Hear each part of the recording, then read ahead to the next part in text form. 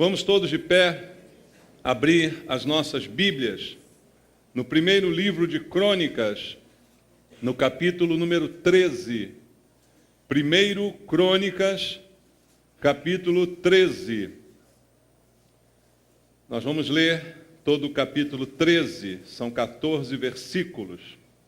Primeiro livro de Crônicas, capítulo 13. A palavra de Deus nos diz assim: consultou Davi os capitães de 1000, os de 100 e todos os príncipes, e disse a toda a congregação de Israel: se bem vos parece, se vem isso do Senhor nosso Deus, enviemos depressa mensageiros a todos os nossos outros irmãos em todas as terras de Israel, e aos sacerdotes e aos levitas, com eles nas cidades e nos seus arredores, para que se reúnam conosco. Tornemos a trazer para nós a arca do nosso Deus, porque nos dias de Saul não nos valemos dela. Então toda a congregação concordou em que assim se fizesse, porque isso pareceu justo aos olhos de todo o povo. Reuniu, pois, Davi a todo Israel, desde Sior do Egito até a entrada de Amate, para trazer a arca de Deus de Quiriate Jearim. Então Davi, com todo Israel, subiu a Baalá, isto é, a Quiriate Jearim, que está em Judá, para fazer subir dali a arca de Deus, diante da qual é invocado o nome do Senhor, que se assenta acima dos querubins. Puseram a arca de Deus num carro novo e a levaram da casa de Abinadab, e Uzá e Aiô guiavam o carro. Davi e todo Israel alegravam-se perante Deus com todo o seu empenho, em cânticos, com harpas, com alaúdes, com tamborins, com símbolos e com trombetas. Quando chegaram à eira de Quidom, estendeu Uzá a mão à arca para a segurar, porque os bois tropeçaram. Então a ira do Senhor se acendeu contra Uzá e o feriu, por ter estendido a mão à arca, e morreu ali perante Deus. Desgostou-se Davi, porque o Senhor irrompera contra Uzá, pelo que chamou aquele lugar Perez Uzá até o dia de hoje. Temeu Davi a Deus naquele dia e disse: como trarei a mim a arca de Deus? Pelo que Davi não trouxe a arca para si, para a cidade de Davi, mas a fez levar à casa de Obed-edom, o geteu. Assim ficou a arca de Deus com a família de Obed-edom 3 meses em sua casa. E o Senhor abençoou a casa de Obed-edom e tudo o que ele tinha. Amém. Vamos orar. Amado Deus, nós estamos na tua casa, diante da tua palavra, com o desejo de ouvir a tua voz, falando ao nosso coração, trazendo verdades que precisamos ouvir. Verdades que precisam mudar a nossa mentalidade, mudar o nosso procedimento, transformar o nosso coração. Isso só é possível pela tua palavra. Não há uma palavra humana, não há uma filosofia do mundo que possa fazer isto em nossas vidas. Apenas a verdade da tua palavra é aquela que liberta, como ela mesma diz. Por isso eu te peço esta manhã que o Senhor fale ao nosso coração, trazendo libertação de pensamentos, de conceitos errados que possam permear a nossa mente. Eu te peço, ó Deus, fala conosco, porque precisamos ouvir a tua voz. E eu entrego a minha vida em tuas mãos, querendo ser um instrumento do Senhor, porque nada tenho de mim mesmo, senão aquilo que o Senhor me dá para trazer aos meus irmãos. Debaixo da tua graça e da tua unção, eu quero ministrar a tua palavra de acordo com a tua vontade. E para isso te faço esta oração junto com eles, em nome de Jesus. Amém. Graças a Deus. Podem sentar, irmãos. Amados, nós falamos aqui no domingo passado a respeito de avivamento, nas 2 mensagens do domingo passado, falando sobre o que é avivamento, o que não é avivamento e a grande necessidade que a igreja tem de um avivamento. E esse texto que nós acabamos de ler, na verdade, se você olhar para o contexto do que está acontecendo aqui, é uma tentativa de se promover um avivamento. Davi estava aqui cheio de boas intenções, em relação a Deus, em relação ao povo que ele governava, e o que ele queria realmente era restaurar a adoração, que ele percebia que já estava ficando em segundo plano para o povo. Talvez as pessoas estivessem muito ocupadas para cultuar a Deus, como nos nossos dias, não é? O culto tem perdido a nossa atenção, a nossa prioridade, a nossa dedicação, porque estamos muito ocupados com outras coisas, com outros afazeres, e a adoração já não assume um papel principal na nossa vida. Assim acontecia com Israel naquele tempo, e Davi está, na verdade, tendo o desejo de restaurar isso, não é? De trazer de novo para o povo um fervor na dedicação a Deus, no culto ao Senhor. Ele tem essa intenção no seu coração, restaurar essas coisas. Então, ele pensa, ora, a arca não está em Jerusalém. A arca é um símbolo tão importante para Israel, aquilo que simbolizava a presença de Deus, que guardava ali milagres, memória de Israel, né, de tantas coisas que Deus fez. Então ele pensa, se eu trouxer a arca para Jerusalém, de repente essas coisas começam a mudar, as pessoas vão ficar mais fervorosas, né, vão ter um relacionamento melhor com Deus. Essa era a sua intenção.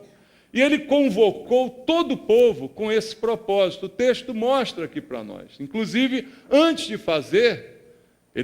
de decidir propriamente, ele consulta os príncipes, os anciãos. Ele coloca isso assim como que numa votação. E todo mundo concorda com ele, diz, Davi, você está certo, é por aí mesmo. É esse o caminho, é por aí que nós vamos conseguir um avivamento para Israel. É dessa forma que o nosso povo vai melhorar, que a nossa nação vai melhorar. É por aí que nós temos que ir. Então, tudo parecia muito bem. Havia a concordância de todo mundo, né? Davi trouxe a ideia como se ela fosse uma ideia de Deus, e todas as pessoas concordaram unânimes numa votação que foi feita ali, não é? Mas a história que a gente lê diz o que aconteceu em decorrência daquele projeto de Davi. E as coisas no final não saíram como previsto, não saíram como ele desejava, e o texto que a gente leu é bem claro e fala por si mesmo, não é? Então eu queria tirar essa manhã algumas lições desse texto para a nossa vida, em relação a nós como igreja, como pessoas, como cristãos, em relação ao avivamento que precisamos, do nosso fervor, da nossa constância com Deus, e tirar lições desse texto daquilo que aconteceu como resultado disso tudo proposto aqui por Davi. No final de tudo, uma pessoa morreu, Uzá. Uzá, aquele que lançou mão à arca para protegê-la de cair, ele é morto ali na presença de todos, como a Bíblia fala para nós. Há algumas lições aqui. Irmãos, Uzá não morreu em vão. Eu creio que tudo que aconteceu aqui é para ensinar alguma coisa. Está registrado para nos ensinar com uma coisa muito prática, com uma forma muito clara, aquilo que devemos e aquilo que não devemos fazer. Veja, nós todos queremos fazer o que é certo. Amém? Alguém quer fazer alguma coisa errada? Imagino que não. Eu imagino que o desejo de todos nós é fazer as coisas certas. A igreja quer acertar. Amém? Eu, como pastor, quero acertar. Eu não gosto de errar, embora muitas vezes eu erre, não é? Mas eu não gosto nem um pouco de errar, e eu imagino que você também não gosta. A gente deseja acertar, e para acertar a gente precisa fazer as coisas certas. Concorda comigo? Só que há um princípio bíblico, irmãos, que esse texto nos revela, que as coisas certas devem ser feitas da maneira certa. Porque às vezes eu posso fazer as coisas certas, mas da maneira errada. É comum isso acontecer.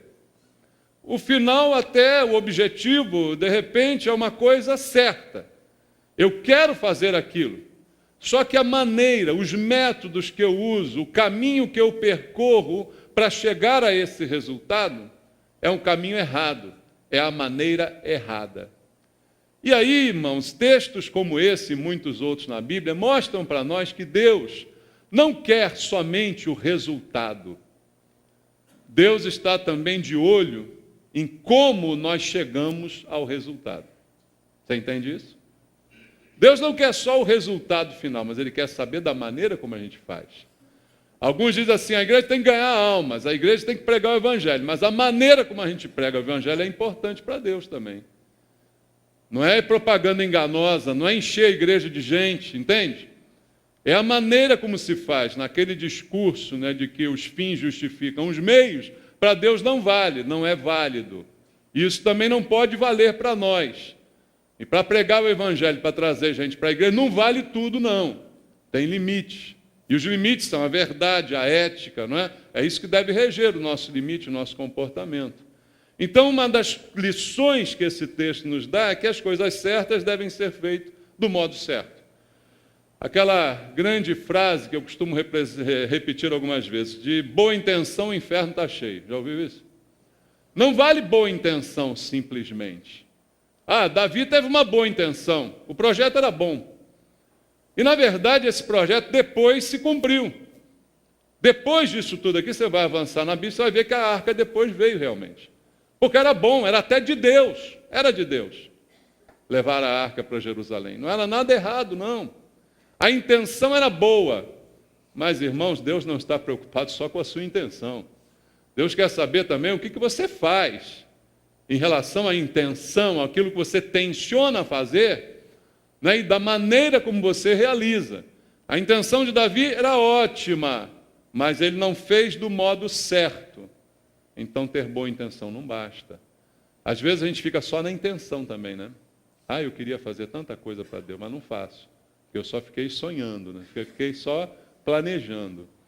Irmãos, a gente não pode viver só de plano, a gente tem que viver também de realizações. Mas realizações feitas de um modo ético, coerente, né? Com equilíbrio. É assim que se faz, inclusive na obra de Deus. Na obra de Deus não vale tudo, não. Entende? É porque muitos acham que vale tudo, que tantos fazem tanta bobagem por aí, até em nome de Deus. E a pior coisa do mundo é fazer bobagem em nome de Deus, porque a culpa cai para Deus, né, irmãos? No final, a culpa é de Deus. Uzá morreu. Deus, como é que o senhor fez uma coisa dessa? O senhor é culpado disso aí. Davi quase chegou a isso, porque ele ficou muito triste quando Uzá morreu. A Bíblia diz aqui, a gente leu. Então, irmãos, se ficarmos apenas na boa intenção e não nos preocuparmos com a maneira de agir, nós vamos certamente falhar naquilo que pretendemos fazer, naquilo que pretendemos realizar. E nesse caso aqui a falha foi terrível, né? A falha foi marcante porque uma pessoa morreu, né?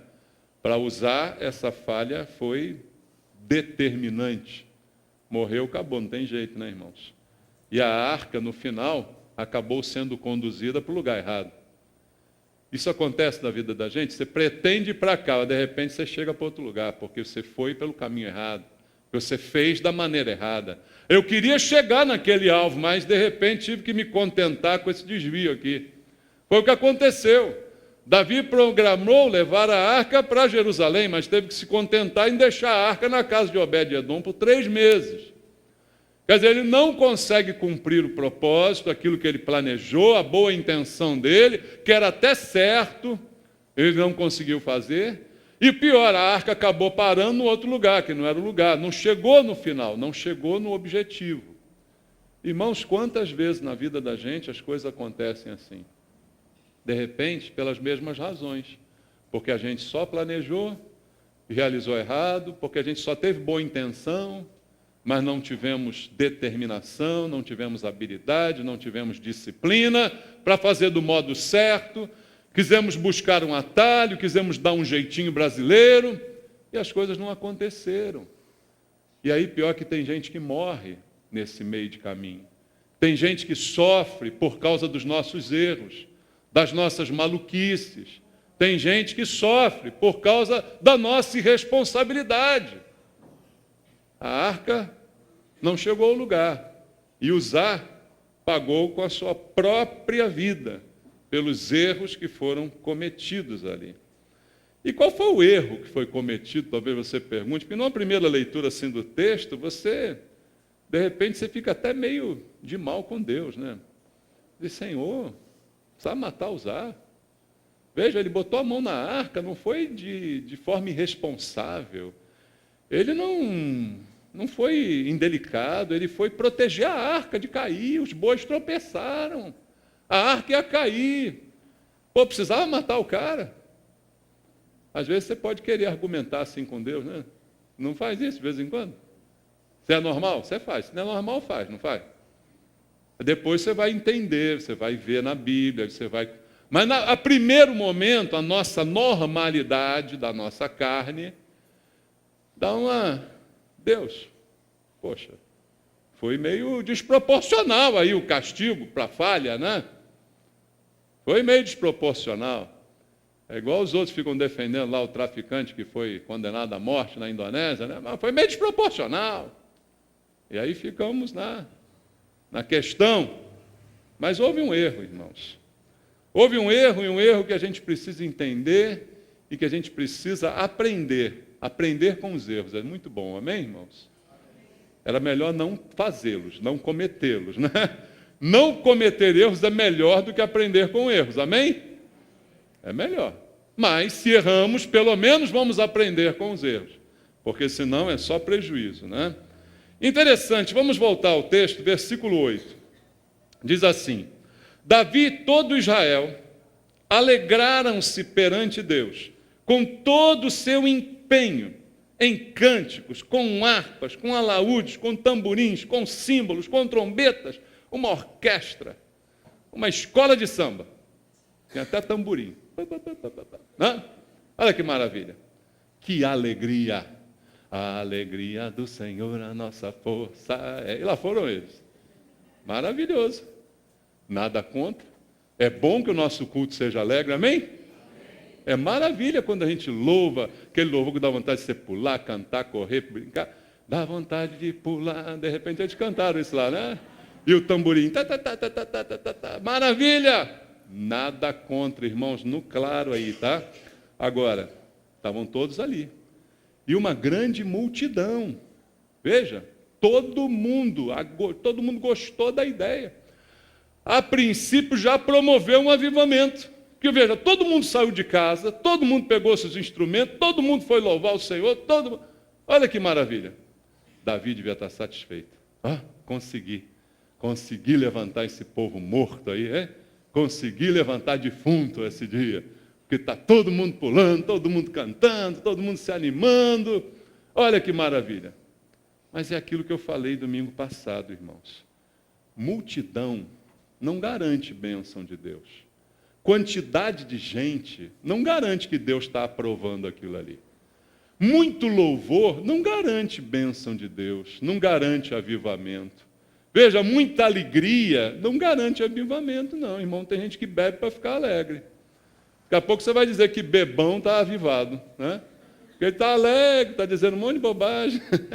Aí você vai dizer, está bêbado, mas está avivado, porque ele está pulando, está dançando. Nada disso garante que é bênção de Deus. Está aqui um exemplo claro. Todo mundo pulando, todo mundo dançando, cantando, gritando para o Senhor, veja. Não era carnaval, era para o Senhor. Mas isso não garantia que eles estavam agradando a Deus. Não garantia que Deus estava aprovando aquilo, né? E que ali estava a bênção de Deus. Isso é para pensar, não se deixe enganar. E às vezes a gente se deixa enganar. A gente diz assim, a igreja está lotada. Deus está ali. Ou então a igreja é riquíssima, ela comprou televisão, comprou não sei quantos templos no mundo inteiro. Deus está ali. Não se deixe enganar pelas aparências, irmãos. Lição do texto, as aparências enganam. Multidão não garante nada. No dia que Jesus estava junto de Barrabás com Pôncio Pilatos, tinha uma multidão lá também. E gritaram Barrabás. Esses que muitas vezes seguiram Jesus em busca de pão e peixe. Lá na hora gritaram Barrabás. Multidão não garante nada. Quantidade de gente não garante nada. Quantidade de barulho não garante nada. A igreja é barulhenta, essa igreja é boa, glória. Não garante nada. Às vezes uma igreja silenciosa, Deus está operando mais do que nessa barulhenta. Deus não se prende a esses padrões, barulho, silêncio. Não, isso não é nada para Deus. Deus fala do jeito que Ele quiser. Nós é que nos deixamos enganar por ideias precipitadas que vêm à nossa mente baseado naquilo que vemos. E aqui está um exemplo clássico de que essas multidões não garantiam a bênção de Deus. E olha, teve música, e muita música. Versículo 11. Veja só o que aconteceu. Desgostou-se Davi, porque o Senhor irrompera contra Uzá, pelo que chamou aquele lugar Perez Uzá até o dia de hoje. Veja, muita música, muita festa, e terminou em desgosto. Terminou muito amargo aquele dia. Toda aquela pompa. Às vezes nós julgamos a igreja também pelos músicos que ela tem, tá viu? Se a igreja está com CD gravado, é boa. Se ela faz show no Maracanãzinho, é boa. Né? Se ela tem muitos instrumentos, se tem uma orquestra tocando, é boa. Olha, irmão, tinha tanto instrumento ali, até tamborim tinha, não sei como é que eles misturaram aquilo tudo, mas estava funcionando, estava bom. Mas, na verdade, para Deus não estava bom. Na verdade, estava bom para quem estava ali, sambando, pulando, estava todo mundo se divertindo, menos Deus. Irmãos, que coisa triste um culto em que está todo mundo gostando, menos Deus. Parou a pensar nisso? Um culto que está todo mundo satisfeito, sai daqui, mas Deus não gostou. E aí? O que adiantou? Eu gostei. Aí é legal. É o humanismo cristão que nós estamos falando da igreja. Já que eu gostei, tá bom. Já que me fez bem, tá bom. Não é? Fez bem para mim, mas de repente não fez bem para Deus. Foi o que aconteceu aqui. Fez muito bem para todo mundo, mas não foi bom para Deus. E havia um cerimonial ali também suntuoso, né? O que Davi promoveu para carregar aquela arca foi uma cerimônia muito bonita, e a gente às vezes também fica baleado aí por umas cerimônias, né, que enchem os olhos, aí impressionam o coração da gente. Como nós somos pessoas impressionáveis, não é, irmãos? Tinha alegria, tinha música, tinha instrumento, tinha cerimônia, tinha pulo, tinha tudo, mas não estava agradando a Deus. Não estava de acordo com o que Deus mandou. Não estava da maneira de Deus, estava a nossa maneira. E esse é o problema de muita gente que diz assim: eu creio em Deus da minha maneira. Eu sirvo a Deus da minha maneira. Eu faço o que eu acredito da minha maneira. A intenção é boa, a realização é até boa, mas não é da maneira de Deus. Se não é da maneira de Deus, está errado, Deus não aceita, Deus não tem parte com isso. Você entende isso por esse texto, irmãos?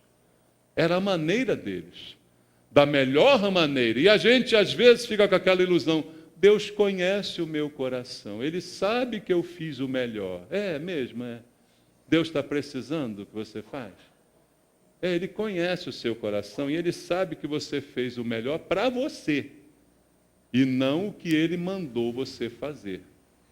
Não confunda o melhor para você com aquilo que Ele mandou fazer. Entende isso?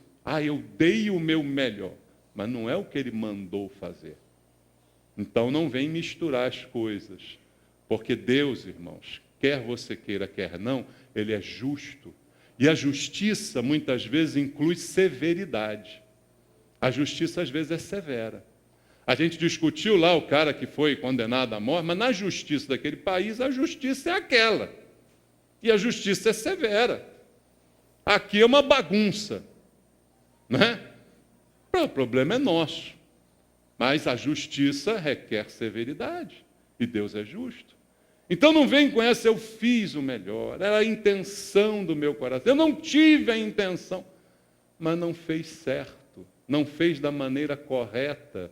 Não fez como Deus mandou fazer. E não se negocia maneira com Deus. Porque Deus não está olhando só para o resultado. Ponha isso na cabeça, essa é a maior lição que esse texto me dá aqui com a morte de Uzá. Tudo que fizeram fracassou. E por que fracassou?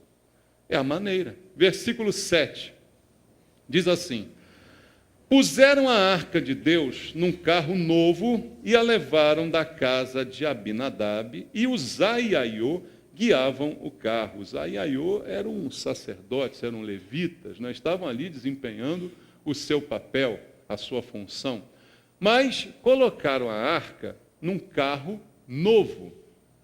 Que carro foi esse? Pelo que diz o texto, um carro de boi, transporte caro daquela época, né? Não é um fusquinha. Botaram a arca no fusquinha, e nada de contra fusquinha, tá? Que é melhor do que andar a pé, não é verdade? Mas botaram a arca, não foi no fusquinha, botaram a arca num carro, 0 quilômetro. Que tal? Maravilha, carro novo. Vamos honrar a Deus? Então tem para Deus o melhor, não é assim o papo? Para Deus o melhor, mas o melhor que Deus quer ou que eu quero? O melhor que Deus exige ou que eu quero dar a Ele? Né? Vamos pensar nisso. Fizeram isso, colocaram a arca num carro novo. Bonito? Bonito. Para quem viu, lindo. Porque num carro é igual a escola de samba, o que mais chama atenção é o carro alegórico. Não é? Imagina a escola de samba sem um carro alegórico. Não era a mesma coisa, né, irmão? O que chama atenção são os carros alegóricos. Tá? Aquele monte de gente pelada em cima, né? Aquela coisa toda. É isso que chama atenção, não é? Da escola de samba. O carro chama atenção. Botaram a arca num carro. Então, estava ali o circo armado. Mas não era assim que Deus mandou que a arca fosse transportada. Veja, Deus, irmãos, para alguns, Deus é chato. Sabia disso? Tem gente que acha que Deus é chato. Porque Deus fala as coisas nos mínimos detalhes como elas têm que ser feitas. Deus é chato, irmãos. Ele não diz assim, faz aí do jeito que você quiser. Olha, o que você quiser tá bom. O que você puder me dar, eu vejo que é o que você pode, tá legal. Não, Deus diz assim, é para fazer isso. Você não pode, não faça nada. Não tente inventar a sua moda. É para fazer desse jeito. Se não é desse jeito, é melhor não fazer nada. Lembra que a Bíblia diz, é melhor não votar do que votar e não cumprir. Com Deus não se brinca. Deus é chato, irmãos. E ele diz que a arca poderia ser transportada, mas não dessa maneira. Porque não houve sacrifício e não houve obediência. Sacrifício. Por que não houve sacrifício? Porque botaram a arca em cima do carro. Irmãos, não dá para servir a Deus sem sacrifício e sem obediência. Entenda isso. Sacrifício, pastor, isso é coisa do passado. A gente não faz mais sacrifício. A gente faz sacrifício no Novo Testamento? Não faz. Mas no Novo Testamento a Bíblia diz assim, que a gente tem que entregar a Deus o nosso corpo em sacrifício vivo, santo e agradável. O que é mais difícil, o Antigo Testamento ou o Novo Testamento? O Novo é mais difícil. No Antigo Testamento, o sacrifício era um bicho que você dava. Agora, no Novo Testamento, o sacrifício é você. É mais fácil dar o bicho. Não é? Fala a verdade para mim. O que é mais fácil, dar o bicho ou dar você? Tiver que alguém morrer, morre o teu cachorrinho, teu gatinho ou morre você? Tem maluco que vai dizer, não, morro eu. Tudo bem. Daí é o problema seu. Mas tem gente que é assim, ama tanto o cachorro, não, se tiver que morrer, morro eu. Mas é mais fácil morrer o cachorro, pelo mais difícil que seja. Então, irmãos, o Novo Testamento é mais difícil que o Antigo Testamento. O padrão da nova aliança é ainda mais difícil, é superior ao do Antigo Testamento. O sacrifício agora somos nós. Então não tem essa de servir a Deus na graça sem sacrifício. Tem sacrifício, irmão. Para servir a Deus tem sacrifício. A gente sacrifica um monte de coisa. Você sacrificou algumas coisas hoje para estar aqui. Alguns de vocês podiam não estar aqui, podiam estar no iate, podiam estar dando um passeio na Baía de Guanabara, podiam estar andando de helicóptero. Tem alguém assim? Mas podiam. Mas você, de alguma forma, sacrificou alguma coisa para estar aqui. Quando você decide ir à rua evangelizar, você está sacrificando o seu tempo. Você está sacrificando. Quando você fala de Jesus para alguém, você está sacrificando porque você está se aborrecendo. Às vezes a pessoa não vai te ver bem, com bons olhos. Quando você faz qualquer coisa na igreja, você está, de alguma forma, sacrificando. Não é que seja aquele sacrifício no sentido penoso da palavra.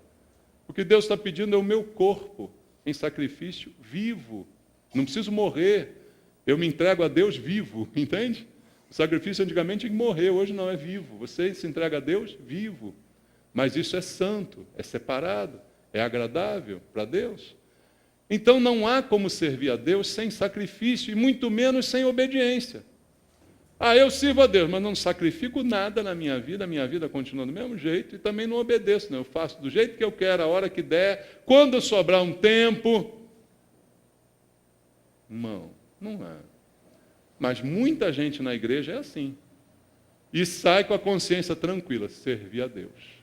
Eu dei o que eu pude, eu fiz o que eu pude, eu tive tempo esse domingo, eu vim, mas não conte comigo todo domingo não, porque você não vai me ver. Não é assim que funciona? Quarta-feira, não dá. Não é porque eu trabalho, ou porque... Não, eu chego em casa, 6 horas, dá para vir, mas não vem porque não quero mesmo. Entendeu? É assim. Né? Tem muita gente que é assim. Fazer o quê? É a maneira sua, mas não é a maneira de Deus. Está entendendo isso? E você acha que Deus aceita a sua maneira? Não. Não porque Deus deu instruções. Se não tivesse instruções, está tudo bem. Não, Deus mandou fazer uma coisa, mas não disse como. Por exemplo, Noé, constrói a arca. Foi assim que Deus falou para Noé? Faz como você quiser. Foi assim? Como é que seria a arca de Noé fosse do jeito que ele queria? De repente era um iate, né? Com uma piscina hidromassagem, assim, né? Uma cabine de casal para ele, para a esposa. Como é que foi a arca? A arca não foi como Noé queria. A arca foi do jeito que Deus queria. Deus botou até as medidas. Tá lá, vai fazer a arca assim, tá bom? Toma, faz. Senhor, mas eu sou meio arquiteto, sabe? Eu quero botar aqui um penduricalho na arca, quero botar uma carranca. Né? Não, Noé não botou nada na arca. Noé fez a arca, do jeito que Deus mandou. Amém, irmão? Se a gente fizer do jeito que Deus mandar, não dá problema. Já percebeu isso? Não dá problema. Porque se der problema, a culpa é de Deus. Assim, fiz do jeito que o senhor mandou aqui, então não tem como dar errado. Nunca vai dar problema se você fizer do jeito que Deus mandar. É outra lição que esse texto aqui me dá. E o texto bíblico, é sempre a Bíblia que nós vamos usar, abre em Êxodo 25. Ele diz aqui como a arca deveria ser transportada. Manual de Deus, Êxodo, capítulo 25, no Manual de Deus, você tem lá, instruções para transporte de arca. É só ler o manual. Êxodo 25, capítulo 25, versículo 12. Diz assim: fundirás para ela 4 argolas de ouro e as porás nos 4 cantos da arca. 2 argolas num lado dela e 2 argolas no outro lado. Fará também varais de madeira de acácia e os cobrirá de ouro. Meterás os varais nas argolas ao lado da arca para se levar por meio deles a arca. A instrução está clara? Está clara. Você gosta de ler manual de instrução? Não gosta, né? Esse é o nosso problema.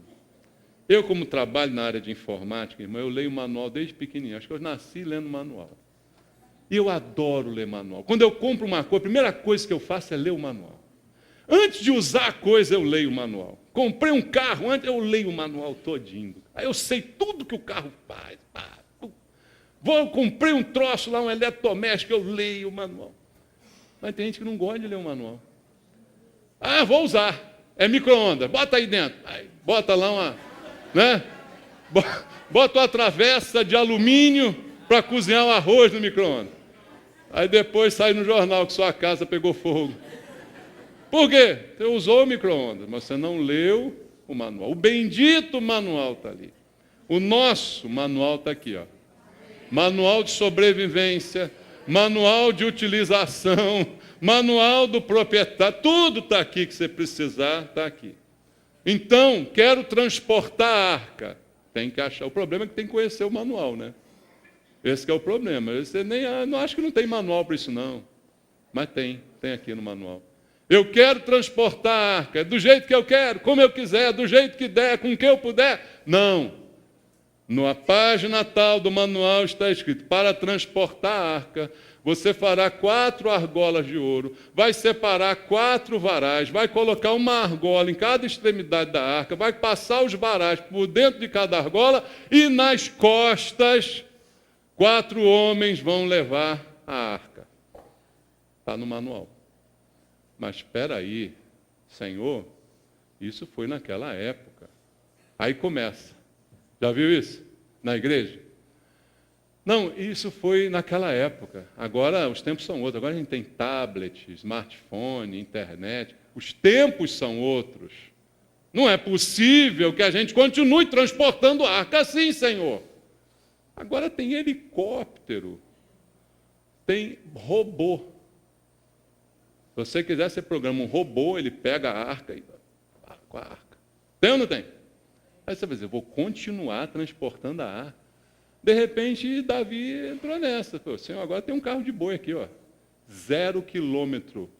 Paguei à vista, não foi nem consórcio. Esse carro aqui, que eu separei para o Senhor, dediquei ao Senhor esse carro. Mas não, a arca, o manual está valendo ainda, amém, irmão? O manual está valendo? Fala para o seu irmão, o manual está valendo. Dá uma lida nele aí, por favor. O manual está valendo ainda. Então estava lá escrito. E outra coisa, o manual é explícito. Números 4:15. Vamos lá ler o manual. Números capítulo 4, versículo 15. Também uma recomendação do manual. Números 4:15. Havendo, pois, Arão e seus filhos, ao partir o arraial, acabado de cobrir o santuário e todos os móveis dele, então os filhos de Coate virão para levá-lo. Mas nas coisas santas não tocarão, para que não morram. São estas as coisas da tenda da congregação que os filhos de Coate devem levar. E vai lá o manual dizendo. Ó, vocês vão transportar. Os filhos de Coate, encarregados desse serviço, vão entrar, mas não pode tocar. Como é que eu levo uma coisa sem tocar? Você tem que dar seu jeito. Você põe uma luva, você leva pelas varas, como Deus mandou, mas não põe a mãozinha lá. Todo manual tem umas advertências, você já viu? Você está lendo manuais e bota assim um triângulozinho amarelo com a exclamação. Ninguém lê aquilo. Ninguém lê. É advertência. Olha, se botar o dedo na tomada, leva a choque. Já viu, tem manual que é até engraçado, né? Você está comprando um troço, uma torradeira. Diz assim, não coloque dentro d'água. Está escrito no manual. Porque pode ser que exista um imbecil que queira torrar o pão dentro d'água. Você tem que prever tudo. Tem ou não tem? Tem que prever tudo. Então está escrito no manual da torradeira, por favor, não torre o pão dentro d'água. Não é para usar dentro d'água. Tem que ler. E aqui está aqui no manual, Números 4:15, dizendo, não pode tocar porque tem a consequência, se tocar, morrerá. Então, olha, Deus não foi injusto, Deus não foi excessivo, foi igual na Indonésia. Você entrou lá, está escrito assim, quem entrar aqui com droga vai morrer. Não, mas eu vou entrar com droga, porque eu gosto, isso é Brasil, isso é uma brincadeira, isso é uma zona. Pronto, entra com a droga. Pode ou não pode? Pode. Você é livre para fazer o que você quiser. Mas está escrito lá. Não diga que não está escrito. Não diga que Deus é injusto. Não diga que Ele não avisou. Ele disse que uma arca tinha que ser levada, disse o que não podia ser feito e disse a punição, caso o que não pudesse ser feito fosse feito. Então está tudo escrito no manual. Mas eles decidem levar do jeito novo. É igual a igreja hoje, tentando fazer o jeito novo. Não, é negócio de ler a Bíblia, cantar uns corinhos antigos. Isso não dá mais ibope não, pastor. A gente tem que pular, a gente tem que fazer um trenzinho na igreja, tem que os irmãos sapatear e bater asa. Esse negócio não está legal, sabe? O culto, palavra, aí canta uns louvores. Não, há um jeito novo de adoração. Agora é adoração extravagante. Pá! Extravagante, de repente, é cantar pelado. Daqui a pouco vai ter isso. Não se espante se daqui a um tempo que os músicos estiverem pelados. Davi vai estar nessa? Não, né? Mas Vai acontecer isso daqui a um tempo, não aqui na igreja, mas nas igrejas vai chegar o dia, quem viver verá, que será extravagante. Quanto mais extravagante, mais Deus gosta. É Deus que gosta ou sou eu que gosto? É Deus que gosta ou é melhor para mim? O que é melhor? Levar a arca num peso danado, que a arca era de ouro. Irmão, aquela arca pesava. Eu não sei quantos quilos a arca pesava, mas 4 pessoas para carregar a arca de ouro. Eu vou chutar aí uns 400, 500 quilos uma arca daquela. Imagina, 4 pessoas, era 100 quilos nas costas de cada. Isso dá muito trabalho, é melhor botar boi para fazer isso. Então também é melhor botar boi para cultuar a Deus. Eu vou trocar os membros da igreja por uns bois. Hã? Bota boi, bota boneco, bota qualquer coisa, bota robô. Não é, irmãos? É o raciocínio, vai expandindo esse raciocínio, chegamos à igreja. Expandindo esse raciocínio, chegamos à igreja atual, contemporânea. Não, vamos para o mais fácil. Vamos para o que é melhor para a gente. É em nome de Deus, mas é melhor para a gente. Né? É para Deus, mas satisfaz a gente. Vamos fazer assim, é mais leve, bota a arca no carro de boi, para que vamos segurar aquele peso? E aí, irmão, não acontece, não rolou. Pelo contrário, a arca ia rolando, né? O boi tropeçou, a arca ia cair, Uzá vai segurar e usar, porque tocou, como estava descrito que não podia tocar, ele foi morto. Foi o que aconteceu. E aí veio depois disso um temor. Às vezes é preciso acontecer alguma coisa assim para que haja temor. Às vezes é preciso. Irmãos, eu não sei o que Deus vai fazer, mas Deus vai fazer alguma coisa. Porque do jeito que a coisa está esculhambada hoje nas nossas igrejas, Deus vai fazer alguma coisa. Eu não sei o que, mas vai fazer. Está muito esculhambado. Está muito esculhambado. Você viu aí no Facebook, né, o pastor pegando a cantora? Está muito esculhambado. Fora o que acontece nos bastidores, os membros da igreja, pode ser até da nossa. Estão aqui, mas nos corredores estão se pegando. Estão fazendo lá e fora o que sabe lá Deus o quê. Eu não sei o que vai acontecer, mas Deus vai fazer alguma coisa. E quando fizer, vai ser bom. Por quê? Versículo 12, olha o que diz. Temeu Davi a Deus naquele dia e disse, como trarei a mim a arca de Deus? No final, produziu ao menos um temor em Davi. Veja, não que Davi não temesse a Deus. Davi era um homem segundo o coração de Deus, Davi era um homem cheio de unção de Deus, mas foi irresponsável naquele dia. Foi louco naquele dia. Fez tudo errado, meteu os pés pelas mãos, querendo acertar, errou. E aí, ao ver o que aconteceu, pelo menos veio um temor, temeu a Deus naquele dia. Naquele dia, ele temeu a Deus. Por quê? Isso provocou um grande temor em todos que viram a cena. Para de repente parar e pensar, caramba, estamos fazendo, mas estamos fazendo do modo errado. Estamos fazendo, mas não estamos fazendo segundo o manual. Vamos voltar para o manual. Aconteceu um grande temor naquele momento. Exatamente como aconteceu em Levítico. Olha só, outra experiência que ensina muito. Levítico capítulo 10. Veja aí a Bíblia. Livro de Levítico, capítulo 10 até o 3, tem um episódio também muito interessante. Nadab e Abiú, filhos de Arão, levitas, tomaram cada um o seu incensário e puseram neles fogo, e sobre este incenso, e trouxeram fogo. Como é que era o fogo? Estranho, perante a face do Senhor, o que não lhes ordenara. Então saiu fogo de diante do Senhor e os consumiu, e morreram perante o Senhor. E falou Moisés a Arão, isto é o que o Senhor disse, mostrarei a minha santidade naqueles que se cheguem a mim, e serei glorificado diante de todo o povo. Porém Arão se calou. Arão perdeu 2 filhos naquele dia. 2 filhos foram mortos, ele ficou quieto. Porque Deus disse a ele o seguinte, mostrarei a minha santidade naqueles que se cheguem a mim. Você percebe a profundidade dessa palavra aqui? Deus dizendo, mostrarei a minha santidade naquele que se aproxima de mim. A gente está aqui para se aproximar de Deus, está ou não está? Nós estamos aqui porque a gente quer ficar mais perto de Deus. E Deus está dizendo que Ele vai mostrar a santidade dele na gente. Mas às vezes vai ter que tacar fogo em alguns de nós também. Para isso, concorda? Quando a gente trouxer um fogo estranho, teremos que ser consumidos. Quando a gente tocar na arca, teremos que cair duros também. É o preço que se paga, irmãos, para servir a Deus de maneira correta, decente, de maneira que agrade a Deus e não a nós. Então é muito sério o que está escrito aqui. E isso provoca um temor.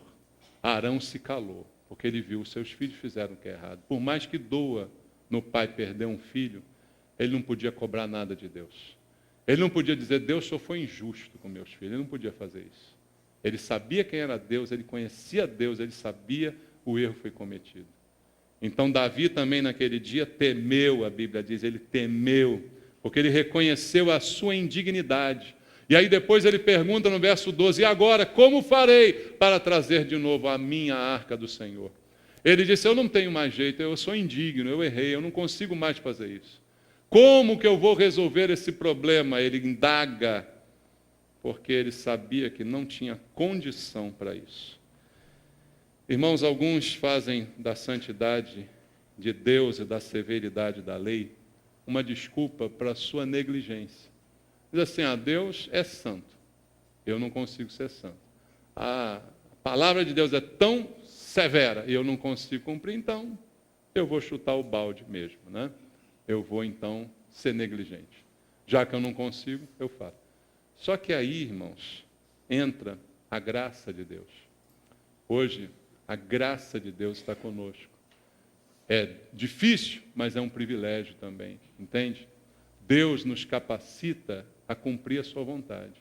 A graça de Deus age em nós, para que o mérito não seja nosso quando a gente faz as coisas da maneira certa. Fazer o que é certo não é mérito. Hoje em dia, tem tanta gente fazendo coisa errada, que fazer o que é certo está se tornando mérito. Fazer o que é certo é obrigação. Concorda? Você achou uma carteira cheia de dinheiro com os documentos, qual é a obrigação? É devolver. Senão você tem que sair no jornal, não tem que ser aplaudido, tem que ganhar um dinheiro da pessoa. Isso é obrigação. Fazer o que é certo é obrigação.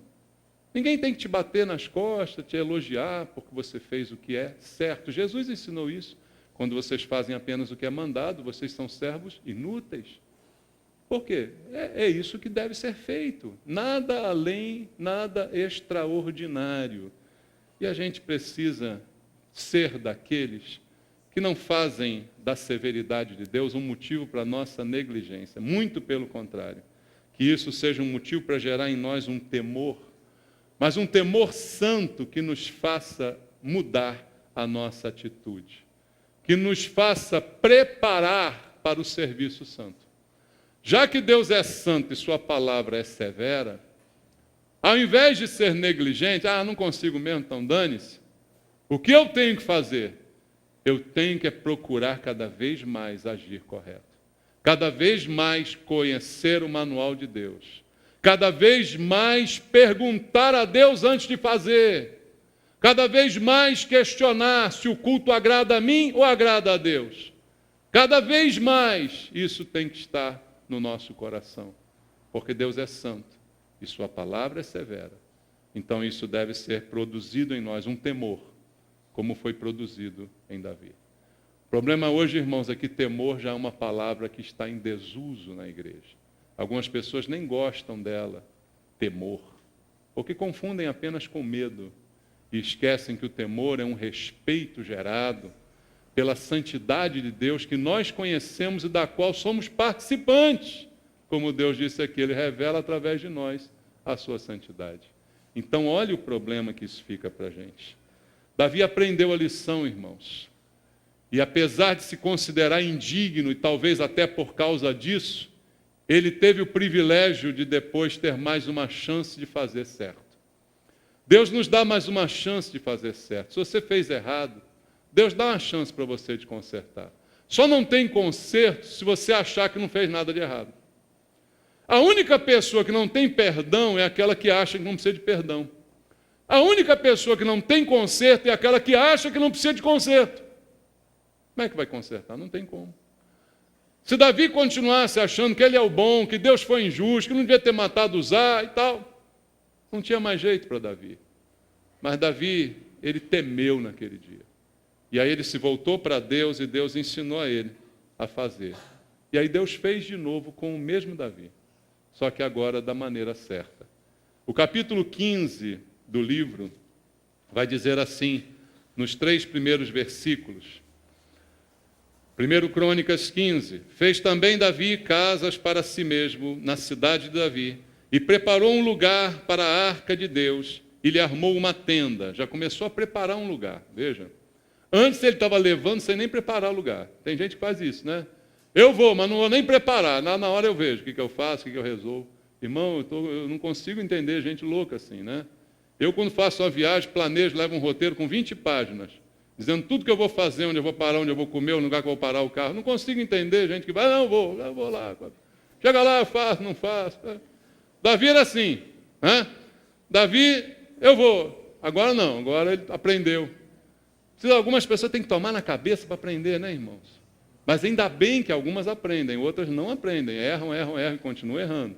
Davi aprendeu, prepara um lugar para a arca, arma uma tenda. Então disse Davi, ninguém pode levar a arca de Deus, senão os levitas. Olha aí, manual. Porque o Senhor os elegeu para levarem a arca de Deus e o servirem para sempre. Davi reuniu todo Israel em Jerusalém para fazerem subir a arca do Senhor ao seu lugar que lhe tinha preparado. Tudo mudou agora na segunda vez. Tudo está sendo feito diferente. Um lugar é preparado, as pessoas certas colocadas no seu lugar, um método feito de acordo com o manual de Deus. Agora eu acho que a coisa vai andar, irmãos. Versículo 11, olha mais o que diz no capítulo 15, verso 11.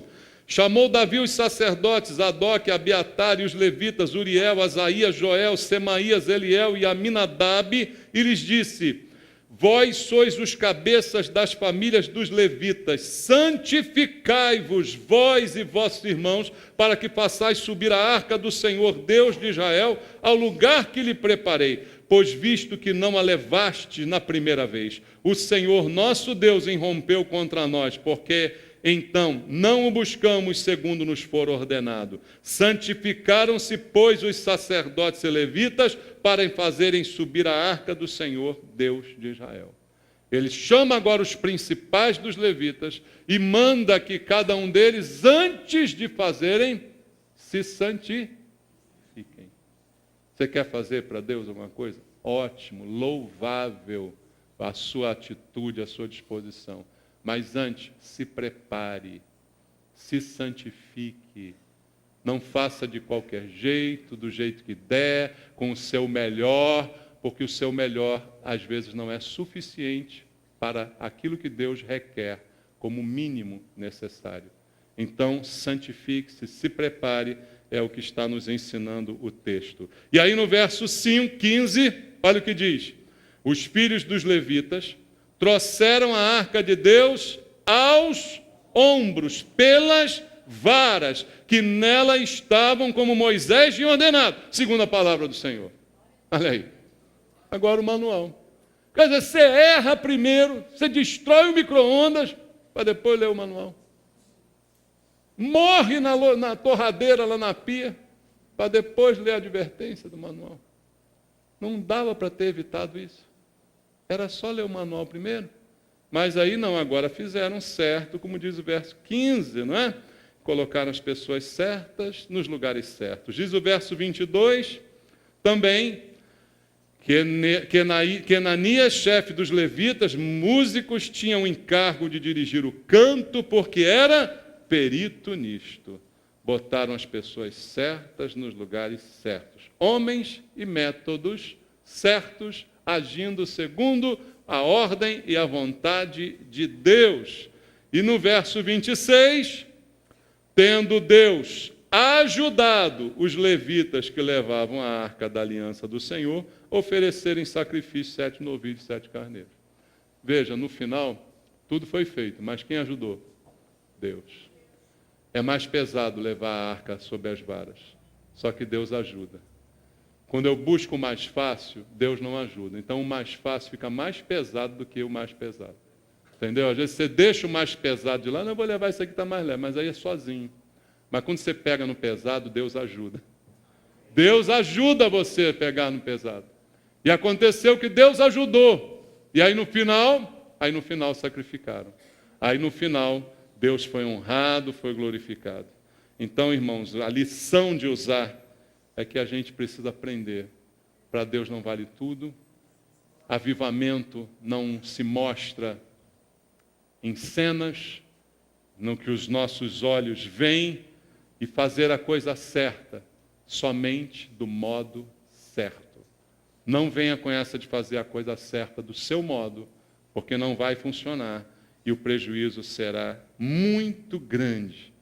Cumprir um dever de modo errado acaba se tornando pecado. E foi o que matou Uzá. O pecado de desobedecer a Deus. De tocar naquilo que Deus disse que não poderia ser tocado. Para terminar, eu quero ler com você alguns versículos em Provérbios, capítulo 21. Leia comigo Provérbios 21, que nos dá um alerta a respeito do pecado. Provérbios 21, verso 4, diz assim: olhar altivo e coração orgulhoso, a lâmpada dos perversos são pecado.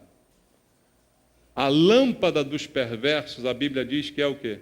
Olhar altivo e coração orgulhoso. E estas duas coisas são pecados, segundo diz a palavra de Deus. Esse é o problema dos perversos. O problema dos perversos é fazer errado achando que estão fazendo certo. Ainda se orgulhando daquilo que estão fazendo. Ainda se colocando como altivos e como acima dos outros, porque não conseguem enxergar os próprios erros. Esta é a lâmpada dos perversos. E diz também a Bíblia em Oséias, capítulo 7, versículo 14, vamos ler? Oséias, capítulo 7, verso 14. Não clamam a mim de coração, mas dão uivos nas suas camas.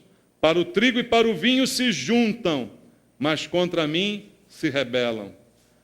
Veja, a oração dos perversos é tida como um uivo diante de Deus.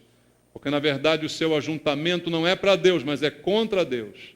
Se ajuntam, mas não para Deus, e sim contra Deus. O nosso ajuntamento aqui é para Deus, irmãos? Temos que questionar isso em todo o tempo. E termino com você com um texto que Paulo menciona na hora que tomamos a ceia. 1 Coríntios, capítulo 11. 1 Coríntios, capítulo 11, verso 17. Diz assim: nisto, porém, que vos prescrevo, não vos louvo, porquanto vos ajuntais, não para melhor, e sim para pior. Existem ajuntamentos que não são para melhorar, mas são para piorar a situação. Movimentos, avivamentos e movimentos grandes se ajuntam para pior. Porque antes de tudo estou informado a haver divisões entre vós. Quando vos reunis na igreja, eu em parte o creio. Porque até mesmo importa que haja partidos entre vós, para que também os aprovados se tornem conhecidos em vosso meio. Quando, pois, vos reunis no mesmo lugar, não é a ceia do Senhor que comeis, porque ao comerdes cada um toma antecipadamente a sua própria ceia, e há quem tenha fome, ao passo que há também quem se embriague. Não tendes, porventura, casas onde comer e beber, ou menosprezais a igreja de Deus e envergonhais os que nada têm? Que vos direi, louvar-vos-ei? Nisto certamente não vos louvo. Paulo falava aqui de problemas que aquela igreja lá no passado já vivia, de ajuntamento que não era solene, de agrupamento de pessoas que não traduzia a santidade de Deus, mas sim divisão, problemas entre eles, partidos, não é? Competições, e todo mundo lá tomando a ceia numa boa.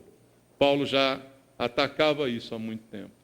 Irmãos, é hora de ir um avivamento, mas um avivamento decente, que seja promovido por Deus e que dê glória a Deus, e que seja de acordo com o manual. Amém? Porque nada em desacordo com o manual vai agradar a Deus, de forma nenhuma. Vamos louvar, vamos orar. Vamos falar com Deus. Queria orar com você essa manhã, pedindo a Deus que a palavra dele possa transformar os nossos pensamentos. Pai, nós ouvimos a tua voz esta manhã, falando conosco, ministrando sobre coisas tão importantes, sobre o nosso procedimento, a nossa maneira de agir. Nem tudo que fazemos está certo, Pai, mesmo quando fazemos com boas intenções. Fala conosco, nos livra do erro, do engano, e que se porventura errarmos, venhamos aprender com os nossos erros, Pai, para não mais cometê-los e agora fazermos da maneira certa, como aconteceu com Davi. Eu te peço, fala ao nosso coração, em nome de Jesus. Amém.